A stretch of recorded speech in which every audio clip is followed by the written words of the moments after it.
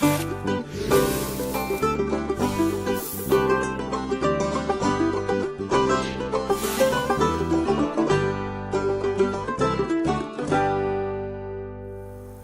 and welcome back. In our last session, we learned how to improve soil, whether we were converting lawn to a garden or starting with an old bed.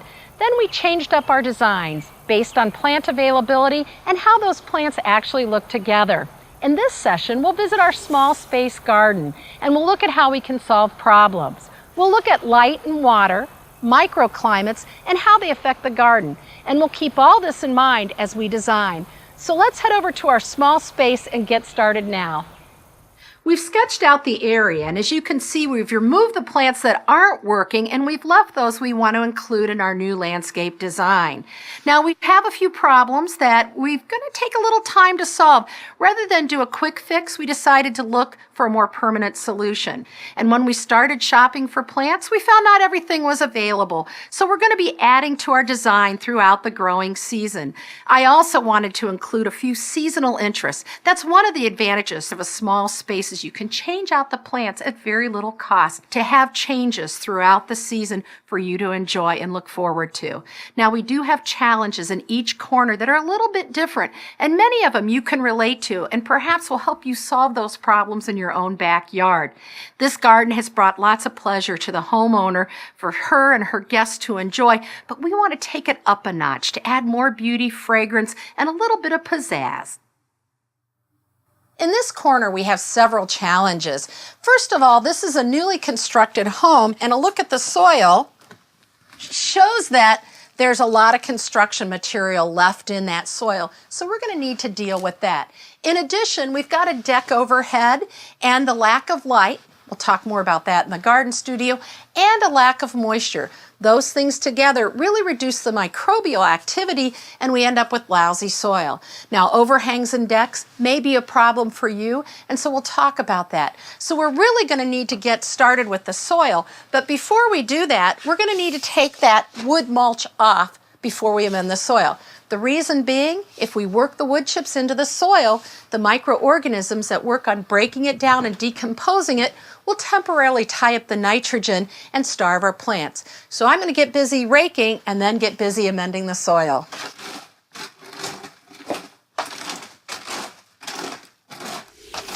We've already tested the soil in this small area, and as you can see, I've added 2 inches of compost that I'm going to work into the soil. But I'm going to take advantage of this effort by doing a 2-for. I'm going to sprinkle my fertilizer so I can work it in as I work in the compost, and I'm adding it according to soil test recommendations.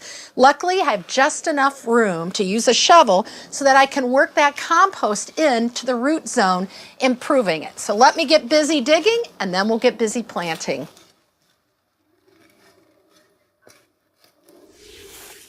I'm just getting started planting, but I want to talk about the plants that I've selected for this location. They're all shade tolerant, very important in this dark corner of the landscape, and I really considered color when I was selecting the plants. The backdrop will be the Cimicifuga, now named Actea, bugbane or snake root. This plant has beautiful purple foliage that's going to look nice against the light siding. The leaves are going to be about 4 feet tall, and you may think, well, it's blocking the view of the window. But really, we wanted to create a nice backdrop and a little bit of screening in here from the patio looking in, and when the homeowner looks out, she'll see a little bit of foliage, but when this plant's in bloom in the fall, she'll be looking through a field of white blooms, and it'll give her the feeling, the sense of being in the garden. In front of that, we're going to have the hakone, or Japanese forest grass, a nice contrast in color and texture. This forms mounds of linear leaves that'll just be beautiful. Both shade tolerant, and really the complementary colors will create a focal point. Yellow and purple are crossed on the artist's color wheel, making them complementary. Just like green and red at Christmas really gets your attention, the purple and the yellow do the same in this dark corner of the garden. Then we also replace the missing Japanese painted fern, and the purple, the Cimicifuga, echoes the purple in that fern. That helps to provide unity in the garden. You may want to take some of these ideas into your own landscape, repeating color and texture to create unity, and using complementary color to create a punch or a little bit of pizzazz.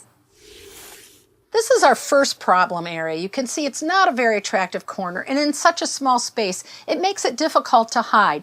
First of all, it needs to be accessible, so we can't put anything permanent. Second, we don't want to lose a lot of floor space in such a small area. We thought about a planter on the table, perhaps a screen with some planters, something to hide the view, allow accessibility, but not take up too much of the space for entertaining and relaxing.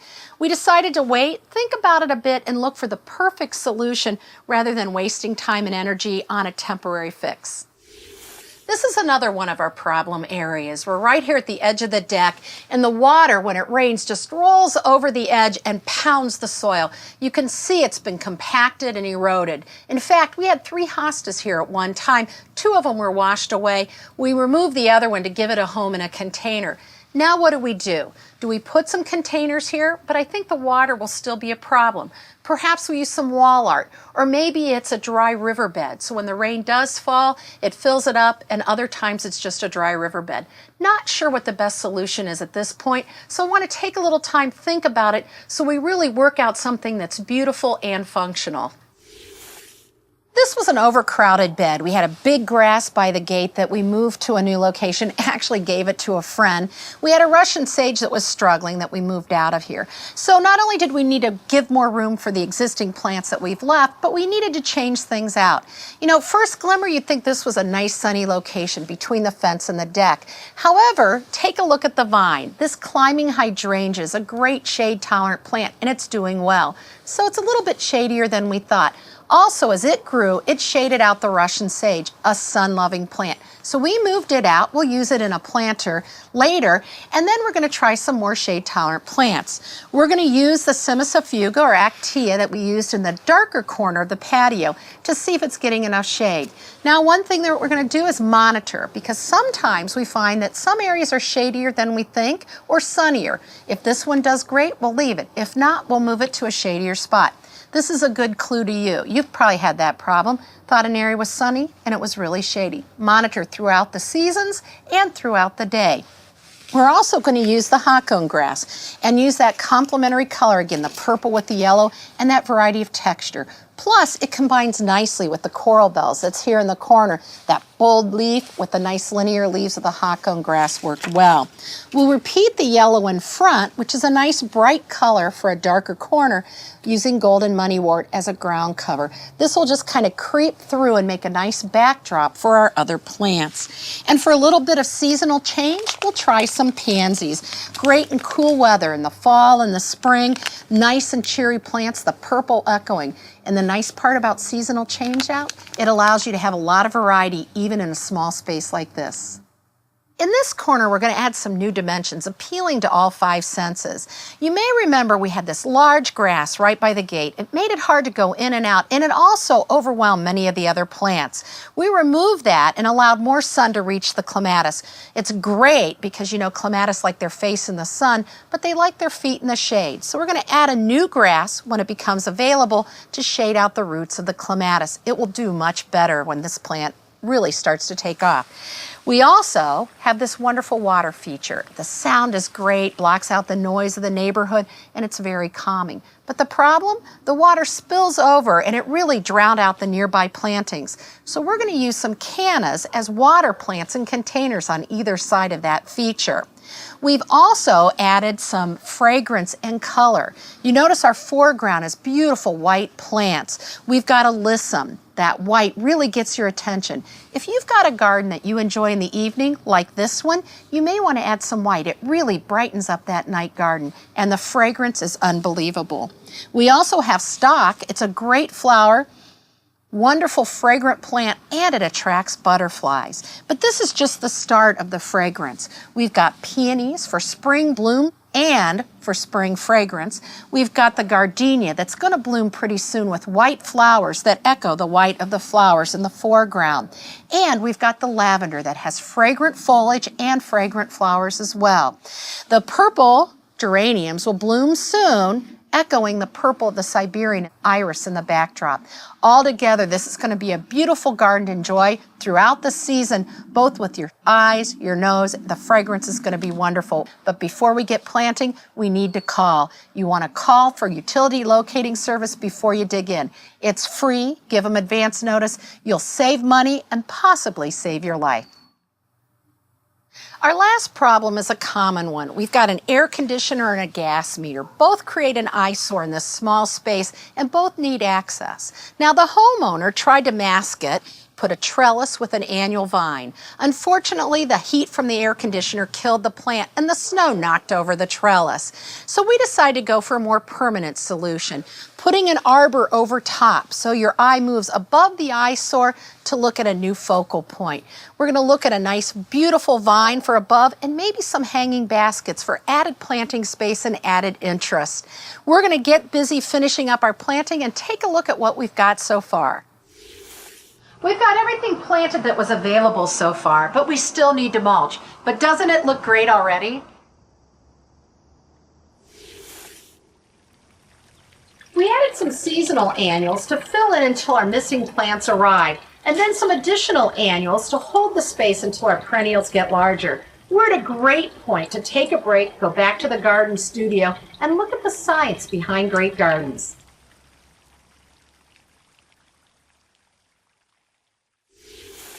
Lack of light is one of the biggest challenges in our urban garden and may also be an issue for you. Now keep in mind that the various aspects of light have other impacts on plants in their growth, flowering, and fruiting. We'll look at a few. Quantity, intensity, and duration, as we discussed previously, impact growth and also flowering. But light also is a factor when starting plants from seeds. Though most seeds don't need light to germinate, lettuce, ageratum, and impatiens do need light to sprout. So they're usually planted at or near the soil surface. Once sprouted, all seedlings need light to grow. Keep lights about 4 to 6 inches above seedlings to provide the needed light. Use reflected surfaces to maximize light that reaches the seedlings. Now, we don't have time to go into a lot of details about starting plants from seed, but fortunately, the back of most seed packets will help you with timing and growth information, temperature, and soil moisture. And be sure to remember to harden off your seedlings before moving them outdoors. Water is another critical resource plants need to grow. Growing plants are composed of up to about 90% water. Plants use water to create energy. Now remember our photosynthesis equation? It was part of the process, one of the resources needed. Plants also lose moisture through their pores in the leaves, known as stomata. Plants also need soil moisture to absorb nutrients from the potting soil, potting mix, or the soil they're growing in. Plants will also need water when transforming energy produced in photosynthesis into the food molecules or energy they need for growth and other plant resources. This is known as respiration. You may recognize this equation where the glucose they created in photosynthesis combines with oxygen to give you that energy, output carbon dioxide and water. That's how the plants use that energy for all their growth processes. And believe it or not, plants do sweat. Really, it's called transpiration. They lose moisture through their stomata. They open and close these to allow carbon dioxide and oxygen to be exchanged between the plant and the surrounding environment. But they also want to control this opening and closing to minimize moisture loss. Now, soil moisture, as I mentioned before, is necessary for plants to absorb nutrients from the soil or the growing medium. Water moves from areas of high concentrations to lower concentrations. So that's why the water moves, when there's plenty of moisture in the soil, from that soil into the plant. So we need moist soils to convey those nutrients as well from the soil into the plant. Now, most plants prefer moist and well-drained soils. Too much or too little water provided by nature or our watering practices can be detrimental to our plants. Let's test our soil to see how well it's drained before we start planting. This will help you decide if you need to amend the soil and maybe help in the selection of plants so you pick those that are best suited to the conditions of your soil. The test is a fairly easy one. Start by digging a hole about 1 foot deep. Fill it with water and allow it to drain completely. Then immediately refill that hole and measure the depth of the water with a ruler. Wait an hour and measure again. If it drains less than 1 inch per hour, it's poorly drained, indicating the site may stay too wet and wet for long periods during certain times of the year. You want to add organic matter to that soil to improve drainage and select plants that are tolerant of poorly drained soils. Things like swamp milkweed, Joe Pye weed, alders, and willows will be good choices. 1 to 6 inches of drainage per hour is really what's desirable for most plants. Now, soils that drain faster than 6 inches per hour have excessive drainage. We also want to add organic matter to these soils, but in this case to increase water holding ability. And we want to select plants that are tolerant of dry conditions and droughty soils. These would be things like potentilla, cacti, hens and chicks, and yuccas as well. Water needs also vary by the plant's age. New plantings have smaller roots, and these smaller roots can only pull up so much moisture in that little bit of soil. So we need to water more frequently as the plants become established.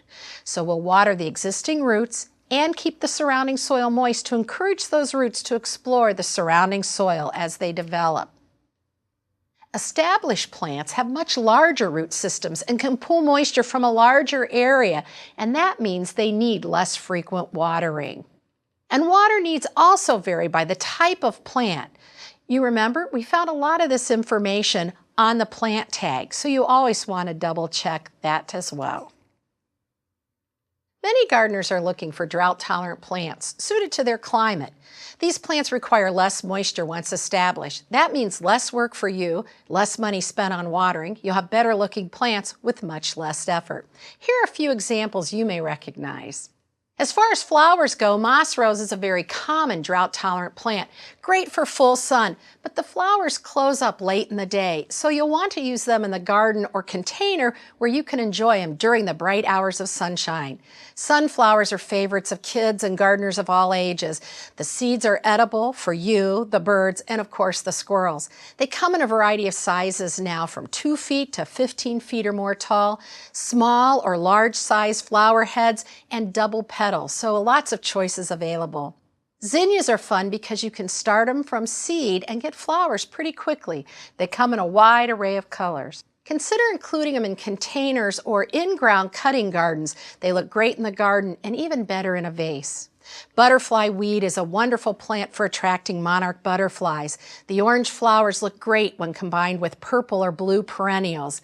What I find about butterfly weed, I plant it where I want it, but it reseeds and grows best where it decides to grow, so I let it wander through my garden. Hens and chicks are low growing, great as ground covers, great in containers, sometimes planted in old shoes. Wonderful texture of foliage, but then also some unusual looking flowers you may enjoy. Succulents and cacti, of course, are the ultimate drought-tolerant plants. Northern gardeners can use them in containers, while those in warmer climates can add them to their landscape, keeping form and the subtleties of the color in mind as they plan their landscape. And shrubs, there are some to choose from, including potentilla, native to dry, rocky soils. This beauty does best in full sun with its yellow, white, or orange-colored flowers. Regular pruning will keep it looking its best. Cotoneaster is excellent for form, flowers, and fruit. The birds will eat the fruit, but watch out, the rabbits like to gnaw on the branches over winter. Blue Miss Spirea with its blue-gray foliage and its blue flowers late in the season really add a little bit of pizzazz to any landscape. That nice subtle texture combines nicely with yellow flowers and even white ones. Plus the bees love those beautiful blue flowers as much as you will. Witch hazel, there's many varieties to choose from. They bloom with fragrant flowers in fall, winter, or spring, an unusual time for most shrubs, making it a really nice addition to the landscape. Junipers are evergreens with prickly branches, making them great habitats for the birds, protecting them from their predators, but also good additions to your landscape. They come in upright and spreading and low-growing ground-hugging forms. And sumac is a wonderful but very assertive shrub that'll take it hot and dry. The red hairy berries are nice for winter interest and do make a nice sumac aid, so to speak, or tea. On the other hand, there are plants that prefer or even require moist soil conditions. You may recognize a few of these moisture-loving flowers. Astilbe is a perennial that likes the shade but must have moist soil conditions. The nice ferny leaves look good all season, and the plants grow anywhere from 1 foot to 4 foot tall, making them very versatile in the landscape. Cardinal flower has bright red flowers that are great for attracting hummingbirds. Tolerant of wet soil, this perennial may be a little tricky to use, so give it a try. If you don't succeed at first, that's okay. Try it again. Marsh marigold is an early spring bloomer that tolerates spring floods and a little bit drier soils the rest of the year. The leaves look great all season, and those bright yellow flowers are sure to brighten up the spring landscape. And elephant ears you may know from growing in containers, but they'll also grow in water gardens or moister areas in the landscape. Their big, bold leaves are sure to get your attention no matter what your garden design. Now here are a few shrubs you might recognize and try in wetter areas. Red twig dogwood with their red stems brighten the winter landscape, creamy flowers, berries the birds like, and good fall color. Nice four-season interest. Elderberry is more than just for making wine. The berries are edible for you and the birds. They do make great wine, jams, and jellies, but the shrub is excellent for wet areas. Flowers followed by the fruit and nice-looking foliage. Lots of good new varieties out there that are much more ornamental. Select a native alder, one that won't take over and be invasive in your area, but these fast-growing trees are very moisture tolerant, often colonized, so they make a great stand relatively fast. And gray dogwood does the same thing, a large shrub with gray stems that looks great in the winter landscape. Nice flowers followed by white berries the birds love and good fall color. But give it room to grow. It really will kind of take over a corner of your landscape, but that's great if you have a large wet area to fill. Now, the growing conditions can also influence how much and how often our plants will need watering. For example, the more light you have, the more frequently you need to water. The warmer or higher the temperatures, the more often you need to water. Fast-draining soils also need to be watered more frequently. Now, the quantity and frequency of watering is critical to plant health, and a common mistake gardeners make is providing plants with frequent and shallow watering. I call it the one-drink method. You come home from work and you water everything in your landscape, the trees, the shrubs, the lawn, the vegetables, the flowers, everything in the time it takes to drink your beverage. You go back on inside and feel pretty good about what you did. Unfortunately, what you're doing is you're encouraging shallow roots that need to be watered every day. So if you go on vacation or miss a watering, the plant wilts, and over time, it can even kill them. Over and under watering can result in the same symptoms, and that certainly makes it difficult for you to know how to adjust your care. Some of the things we may see are yellowing leaves, brown spots, browning leaves, and that can be too much or not enough water. When there's too much water in the soil, it fills up all the pore space for oxygen, so the plants are unable to take up the water that they need, resulting in drought-like symptoms. If the soils don't have water, then obviously there's no water for the plants to take up. Again, these type of symptoms. And in both cases I mentioned, not only will you have yellowing and scorching like we saw, but occasionally wilting. Root rot, or insects and diseases that damage the roots, reduces the root size. And what that means is you have fewer roots to absorb moisture. And again, you may see some problems with drought stress and lack of water, resulting in the damage we saw. Now, I've pointed out the moisture stress on this plant, and a closer look reveals it's in a very tiny pot. And actually, this pot's way too small for this plant. Not enough potting mix to hold the moisture the plant needs, not enough room for more roots to form. So again, we're limiting the plant's ability to take up the moisture it needs. The other problem we see with dracaenas, like this, Tie plants, prayer plants, and spider plants are brown tips, and you may notice a few small brown tips on the leaves. That's due to the fluoride and the chlorine in the water that we often see in areas where you're using treated water to water your plants. What happens is those chemicals concentrate and burn the leaf tips. So what's your solution? Distilled water. I like to use water from my dehumidifier or your air conditioner to water plants. But if you do use water, treated water, then make sure you keep the soil just slightly moist. Not too wet, but slightly moist to dilute those chemicals, and you'll avoid the brown tips on your plants. The temperature of the water matters for many plants. Members of the African violet family don't tolerate cold temperatures on their leaves. This Charita has signs of damage. The owner watered from the top with cold water.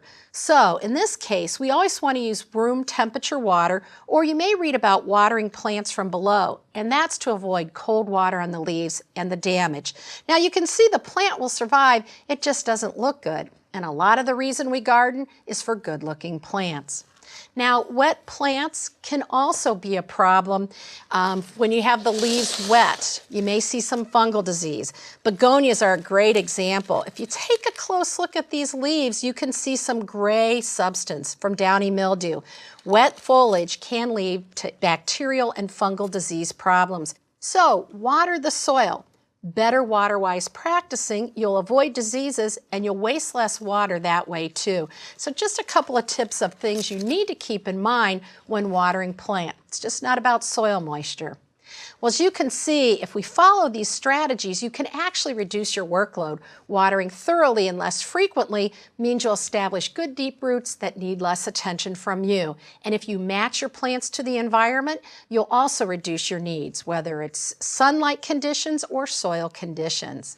And if you pick plants that thrive in the normal, whatever that is for your area, and natural rainfall, you won't need to do supplemental watering except during extended drought. Again, saving you time and money.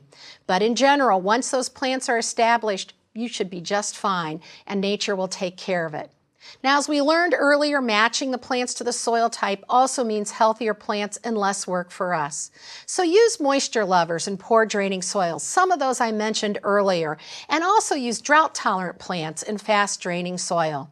Now, there's always a lot more to learn, but I think that's enough to guide us in amending the soil and planting a new design at our urban garden.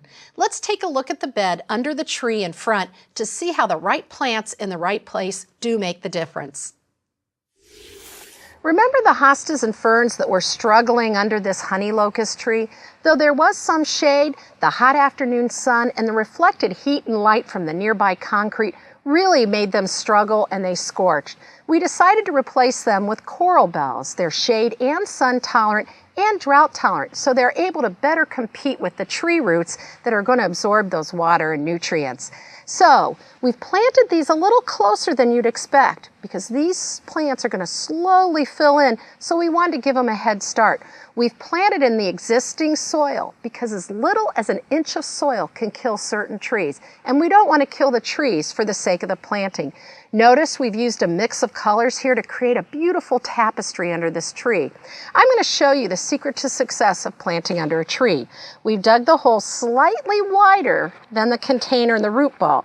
We're going to add some compost to the existing soil just in the area we're planting. And also a little bit of low nitrogen, slow release fertilizer. It won't burn our young transplant, but help provide nutrients over a long period of time. Carefully slide the plant out of the pot, loosen the roots, and make sure when we set it in the hole that those roots will be covered, and with coral bells, the crown slightly below the soil surface. Then backfill. We want to tamp gently to make sure we've got no air pockets and good root to soil contact. We are going to mulch and water in, and be sure that we remove any of the flowers so that all the energy goes into forming roots, not flowers and seeds. We want to make sure we water often enough to keep those roots nice and moist, and then we'll have a beautiful planting bed in the shade of this honey locust tree. Now you know why. Right plant, right purpose, right place, and right look makes a difference. In the next 2 sessions, we'll help you keep your garden beautiful and blooming throughout the season. Plus, we'll look at seasonal challenges from bugs to mildew and solutions to some of the tougher design challenges. See you then.